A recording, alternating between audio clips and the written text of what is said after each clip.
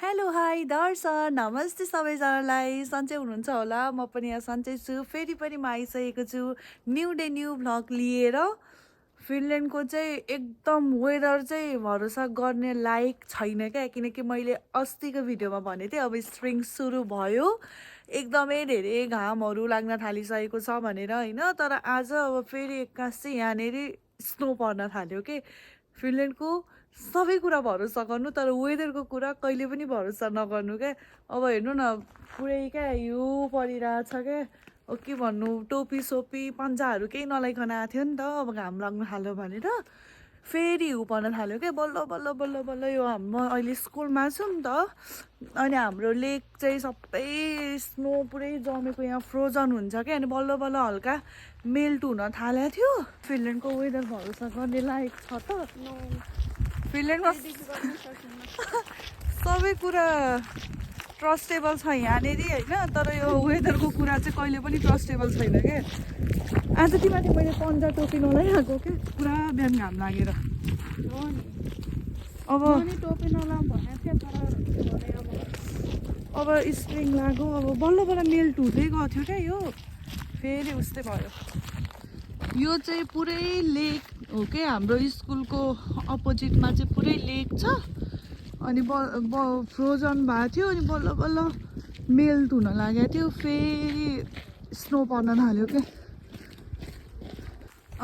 स्कुलभित्र चाहिँ हाम्रो, मैले चाहिँ किन अहिले स्कुल बाहिर भिडियो बनाएको भने, स्कुलभित्र यहाँको चाहिँ रुल्सहरू कस्तो हुन्छ भने, हामीले स्कुलभित्र क्यामेरा यो फोटो खिच्न भिडियो बनाउन त्यस्तो धेरै मिल्दैन, किनकि हामीहरू नेपाली मात्रै छैनौँ नि त, यहाँ डिफ्रेन्ट कन्ट्रीको मान्छेहरू पनि पढ्न आउँछ। अनि उनीहरूलाई चाहिँ यस्तो फोटोहरू भिडियोहरू गरेको मन पर्दैन क्या। त्यही भएर हामीले त्यस्तो धेरै फोटोहरू भिडियोहरू लिन मिल्दैन। नर्मल्ली पनि अरू बेला पनि हामीले त्यस्तो धेरै फोटोहरू भिडियोहरू चाहिँ लिन मिल्दैन। क्लासरुममा हुँदाखेरि बाहिर चाहिँ लिन मिल्छ, तर क्लासरुममा चाहिँ लिन मिल्दैन।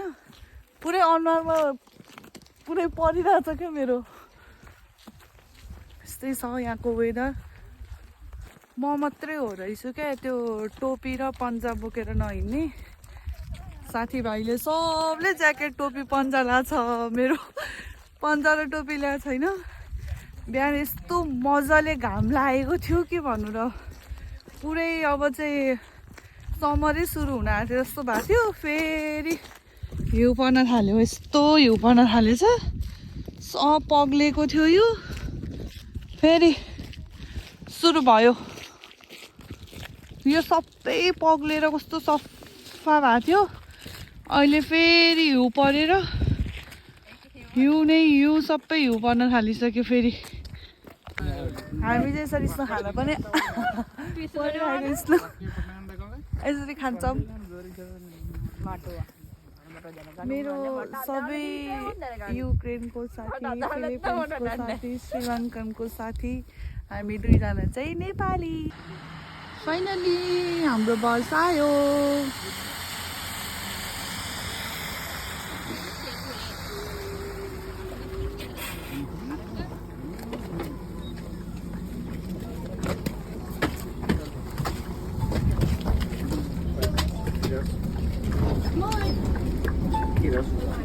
बसमा चढिसके पछाडि चाहिँ आनन्द चिसो चिसो केही हुँदैन, किनकि यहाँ पनि हिटर हुन्छ नि त बसमा।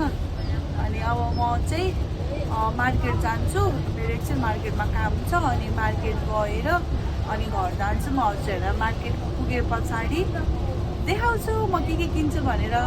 फाइनल्ली हामी चाहिँ आइपुग्यौँ, घर चाहिँ आइपुगेको छैनौँ, सेन्टर आइपुग्यौँ। यतातिर चाहिँ हिउँ रोकिसकेछ, अहिले पुरै चिसो चाहिँ चिसै छ, तर सम्म भइसकेछ। अलिक टाढै छ नि त हाम्रो स्कुल, गाडीमा 45 मिनट जति लाग्छ। त्यही भएर आउँदा ओर्दा यतातिर हिउँ सकिसकेछ। अब मेरो चाहिँ, हाम्रो भनौँ न, मेरो मात्रै होइन, हाम्रो चाहिँ एकछिन काम छ यहाँनिर मार्केटमा। अनि काम गरेर अनि म घर जान्छु। भोक नि लागिरहेछ, अनि म खाजा खान्छु। अब म मार्केटभित्र छिर्छु, अनि म के किन्छु म हजुरहरूलाई देखाउँछु। म चाहिँ आइपुगेँ। अब के किन्ने म हजुरलाई देखाउँछु कताबाट स्टार्टिङ पहिला उतै हेरौँ मलाई